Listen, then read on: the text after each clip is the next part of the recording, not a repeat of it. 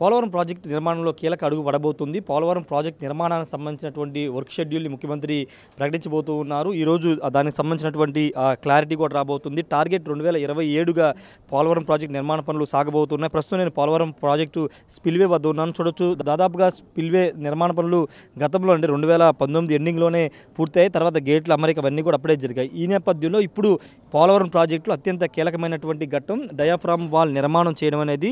గతంలో అంటే 2022, 2021 ఆ టైంలో వచ్చిన వరదల కారణంగా డయాఫ్రామ్ వాల్ కొట్టుకుపోవడం. ఇప్పుడు డయాఫ్రామ్ వాల్కు సంబంధించిన అంశంలో రాష్ట్ర ప్రభుత్వం, కూటమి ప్రభుత్వం అధికారంలోకి వచ్చిన తర్వాత ఒక అధ్యయన కమిటీని వేసింది. ఆ అధ్యయన కమిటీ 2 సూచనలు చేసింది. ఒకటి, దాన్ని కొంత మార్పులు చేర్పులు చేసి నిర్మాణం చేసుకోవచ్చు, లేకపోతే కొత్తదైన నిర్మాణం చేసుకోవచ్చు చెప్పారు. ఈ నేపథ్యంలో రాష్ట్ర ప్రభుత్వం కొత్త నిర్మాణం చేపట్టాలని నిర్ణయించుకుంది. దాదాపు 980 కోట్ల రూపాయలతో డయాఫ్రామ్ వాల్ నిర్మాణం చేయబోతుంది. ఒకసారి పోలవరం ప్రాజెక్ట్ చూస్తే కనుక చాలామందికి చాలా డౌట్స్ ఉంటాయి. ఇక్కడ పోలవరం ప్రాజెక్టు మిగతా ప్రాజెక్టు కంటే కొంత భిన్నమైన ప్రాజెక్ట్. ఇదేంటంటే ఇక్కడ మిగతా ప్రాజెక్టులతో పోలిస్తే ఇది డైవర్షన్ చేసి, అంటే వరద నీటిని దారి మలిచి ఇక్కడ స్టోరేజ్ చేయబోతున్నారు. మీరు చూస్తున్నంతా కూడా ఇదంతా కూడా స్పిల్వే. ఇక్కడి నుంచి వాటర్ అంతా కూడా డిశ్చార్జ్ అవుతుంది. పోలవరం ప్రాజెక్టులో పూర్తయితే కనుక 190 టీఎంసీల నీటిని నిల్వ చేసుకునే సామర్థ్యం పోలవరం ప్రాజెక్టు ఉంది. అంతేకాదు, మీరు చూస్తున్న ఈ స్పిల్వేలో దాదాపు 30 లక్షల క్యూసిక్ల వాటర్ వరకు డిశ్చార్జ్ కెపాసిటీతో దీన్ని నిర్మాణం చేశారు.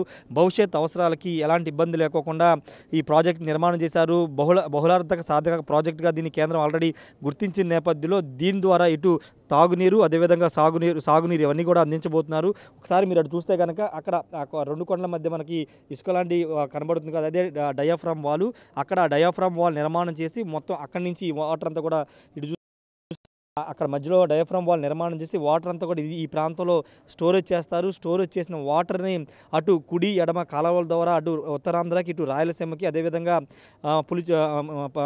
పులిచెంతల ప్రాజెక్టులకు సంబంధించినటువంటి ఎత్తిపోతల ప్రాజెక్టుల ద్వారా నీటిని అన్ని ప్రాంతాలకి తరలించే ప్రయత్నం అయితే చేస్తున్నారు.